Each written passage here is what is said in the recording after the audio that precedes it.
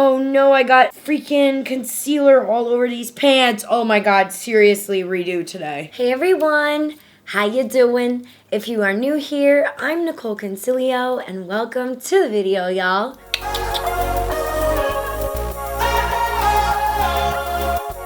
You guys, I have all of these little baby hairs coming in. How do you style them? My forehead just kind of looks like it's got a 5 o'clock shadow or something. You guys, I just received in the mail the new Stone Cold Fox huge 30 pan eyeshadow palette from ColourPop.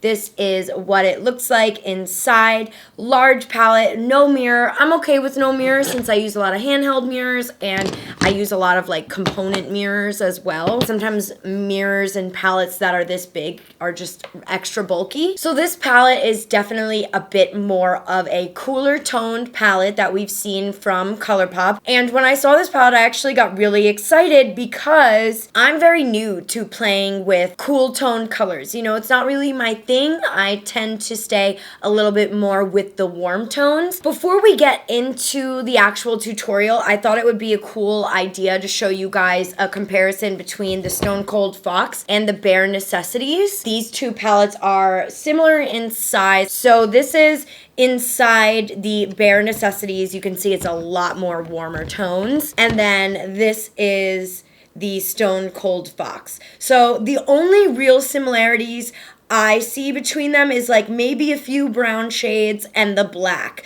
Otherwise, I do think that they're very, very different in comparison. I know some of you might be sitting here and being like, Nicol, these are normal colors. How are they very different? If you are someone who likes warm tones, you will know that these are different. And also, can I just say, I feel like there's a little bit of shaming that goes on the internet with people who like a little bit more basic colors, basic palettes, basic things like that. Can we stop that shaming? Because I think it's a little bit crappy. Like, we're allowed to like what we like, and I'm not afraid to say that I look at the Stone Cold Fox palette and I think it looks really pretty. Without further ado, let's zoom you guys on in and do our eyes.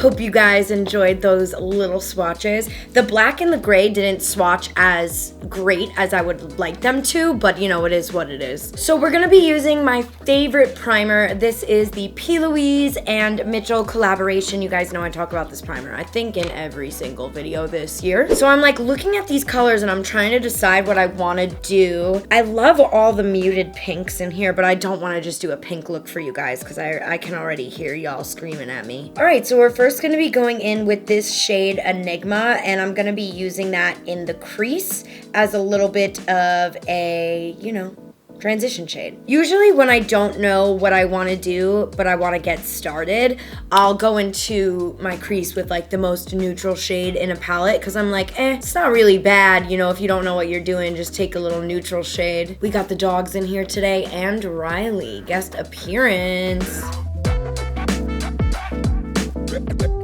So right here, we're gonna be going on into bold type. With cool tones, sometimes I get a little bit crazy and a little bit ahead of myself, so I wanna just make sure I'm working really low in the crease with everything going on. There is fallout, just so you guys are aware, and we are just gonna go in the lowest part of the crease and start to blend it up. And I also lightly buff whatever is left on the brush up into the brow bone, kind of like a seamless blending. So next I'm gonna be using kind of like a little plastic edge here to kind of like fan out the rest of the shadow. The next shade we're gonna be going in with is Drama Mama. And it's important when you're doing this look, especially if you're using like an edge or whatever it may be, that you want to keep it down and in the direction that you want it to be in. So I am gonna just start to work in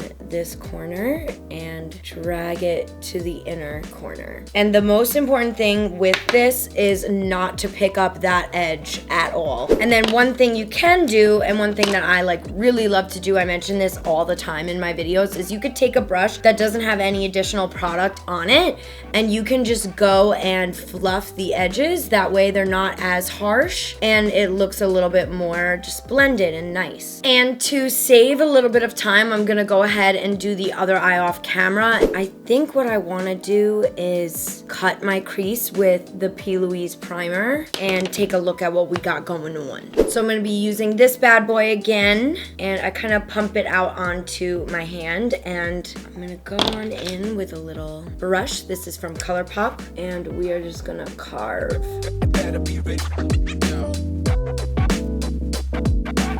And while this is wet and I'm keeping my eyes like this so I don't crease it, I want to use the shade Caving In, which is kind of like this silvery brown shade. And I am just gonna pat it on the lid like so with my finger. And let's go ahead and cut this eye's crease now. I'm not really used to myself with cool tones on, so I kind of feel a little bit different. And then I'm just gonna take a brush to get those tinier areas by the crease, you know, because sometimes it's hard to fit your little stubby fingers in there. And what I wanna do is dunk back on into that darkest shade, Drama Mama, and kind of line the crease a little bit more with it. Just a little bit. Kind of add some of that definition we lost in adding a shimmer shade. And then what you can do is take your fluffy brush that doesn't have any product on it and kind of blend everything together.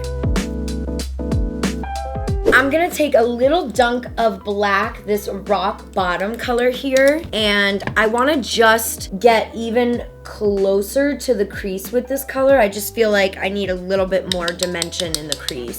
So let's move on to eyeliner, and I'm gonna be using the new Haus Labs, actually, their mini liner. They came out with these micro tip eyeliners, and I'm gonna be basically drawing the wing following that shape of our eyeshadow. I want to pop on some of these Lilly Lashes. These are in the style Miami. Oh my gosh. Mercury retrograde has my brain not working. How's everybody else's Mercury retrograde going? Because mine is not going the greatest. So let's pop this on. And I'm gonna cinch them to my normal lashes, my real lashes. Oh no, I got freaking concealer all over these pants. Oh my god, seriously, redo today. Okay, you guys, so I think I'm gonna go ahead and do my foundation off camera, and we'll be back to do the lower lashes and give you some of my final thoughts about this palette. Okay, you guys, I really love the way that this is shaping out to be. I was like second guessing myself in the beginning. I was like, oh crap, did I bring the eyeshadow too high? But I really love the way it's coming out. So let's continue to smoke out the lower lash line. I'm gonna go in with that first shade, Enigma, kind of get it down and prepped and ready to go.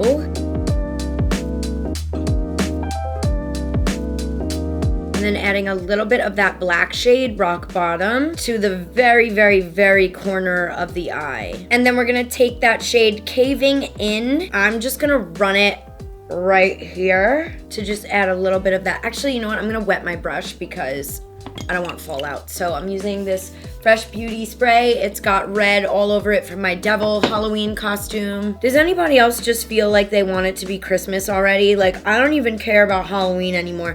I don't care about Thanksgiving. We could skip that dry ass turkey. I don't need it. Let's just go right to Christmas. I just want Christmas. Are you guys doing anything for the holidays? Like, for those of you that have family out of state, are you gonna be traveling? Like, what's your tea? I think Riley and I, well, not I think, I know that we're gonna be going up to Seattle for Riley's family. We're gonna drive. It's about a 17-hour drive. We're gonna drive with the dogs up in Riley's little hometown, and we're gonna spend probably most of December in Seattle for the holidays. I'm actually really excited because I'll be with Riley's family family to celebrate my birthday, but it's so weird because for the past 3 years, I've been celebrating my birthday in Mammoth. So this is the first year that I won't be celebrating it skiing. Riley and I didn't even buy our skiing passes this year because we're like, what's the freaking point? Like, I'm not gonna feel comfortable skiing. I mean, you have to get close to people. Like, it's so impossible. Like, I don't even know how Mammoth is gonna do. They're gonna be open this season, and I don't even know how they're gonna do it. And let's go in with my favorite mascara. This is the Marc Jacobs At Lash. I've mentioned this almost every video as well.